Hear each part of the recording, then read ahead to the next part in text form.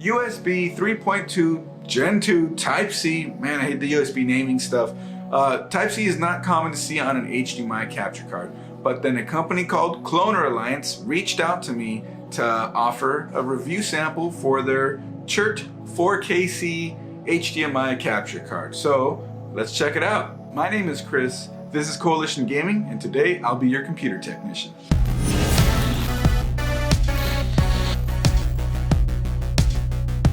So when Cloner Alliance reached out and offered to have me take a look at this, I jumped at the opportunity.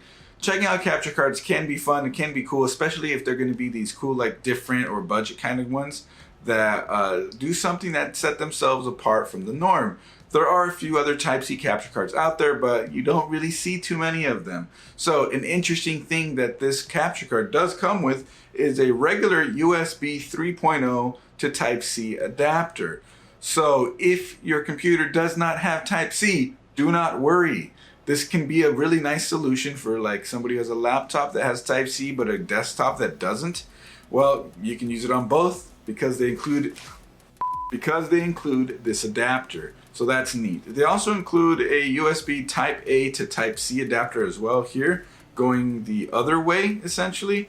I'm not exactly sure how you would use this one, considering that it has the same Type-C as the capture card on there, leaving just a Type-A, but yeah, maybe so.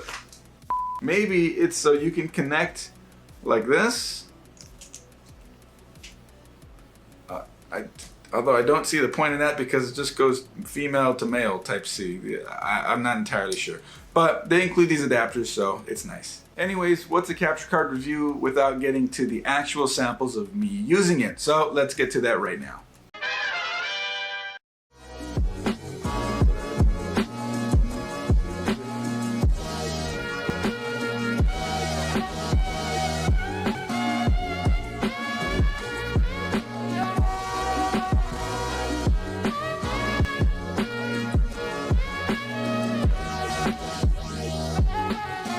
Hopefully you guys find that all doable, easy to follow, useful.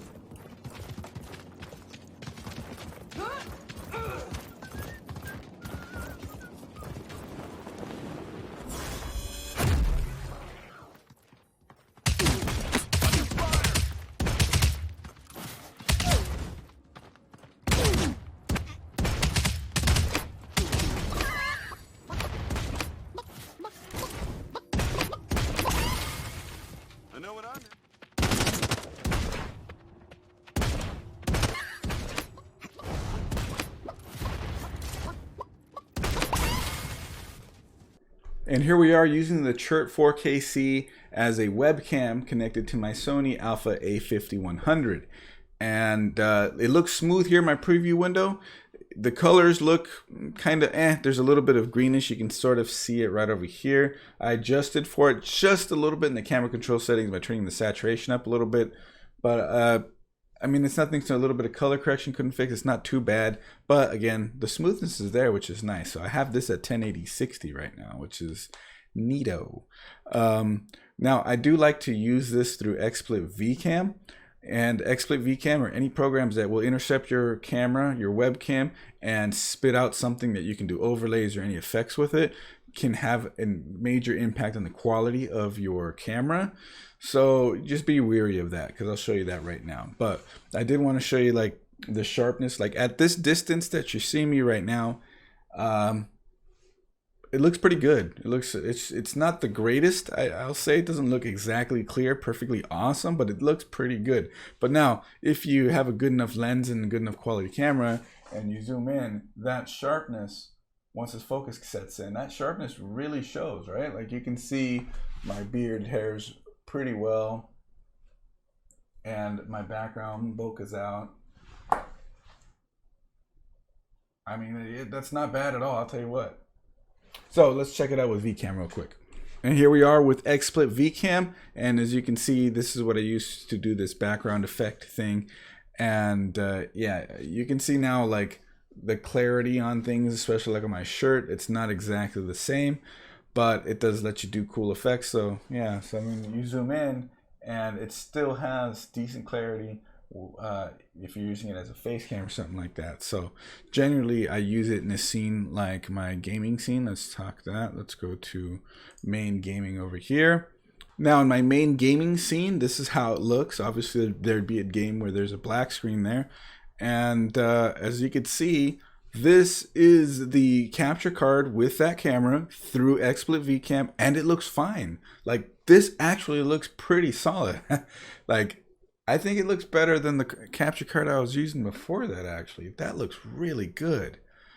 Yeah, shrunken down in a box like that really looked, oh man. Now I'm more impressed now than I was with the big screen, but yeah, that looks good. Like, here we go again, right? Yeah. Nice. And there you have it, the gaming one.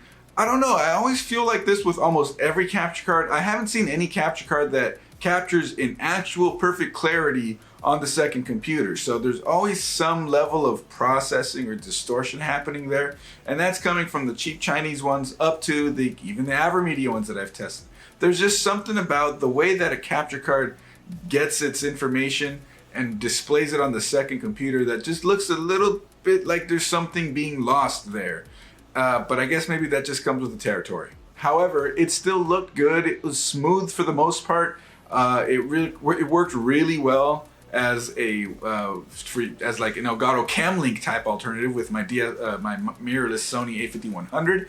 So I actually may be switching to it because I feel that maybe it looked a bit better than my Avermedia Live Gamer Mini. So that kind of says a lot, right? And something that also is worth mentioning is that it had no problem capturing audio through HDMI onto the second computer. So that was pretty useful as well. One more thing I gotta make sure to mention is that it has a 4K input capability. Now, it's not gonna be giving you 4K capture, but if you have a 4K output device, you can route it into it through the HDMI port and then capture at 1080p 60, 1080p 30, or anything below that. So as a straightforward review of this capture card, like coming from a more basic sort of streamer, sort of recording perspective, I think it checks all the boxes. It seems to do everything that it can, with short of having a pass-through, but that would be an entirely different product altogether.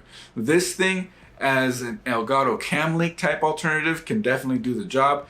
And I kind of find the use case scenario where if you have a computer that doesn't have Type-C and a computer that does, may that be a laptop or something else, that this can come in handy for having something a bit nicer able to be shared across certain devices that you might not always be able to share them across. Definitely with a regular Type A capture card, that's USB 2 or USB 3.0, if you run out of USB ports on your laptop or your capture computer, your second computer, but it does have a Type-C available, this will work in a pinch in that situation as well. So yeah, Cloner Alliance, good job on this one. I think that it came out pretty good. So I do appreciate you guys sending it out. My name is Chris, this is Coalition Gaming, and I've been your computer technician for today. If you like this video, click that thumbs up button, subscribe, we always got more coming. Hit that subscribe button, we could really use it, we'd really appreciate it. And make sure you check out our streams every Thursday, 8 p.m. Pacific. We'll see you there. Bye. What was that? Because I'm home by myself. Oh, shit! I was like, what the hell? That person was just standing there.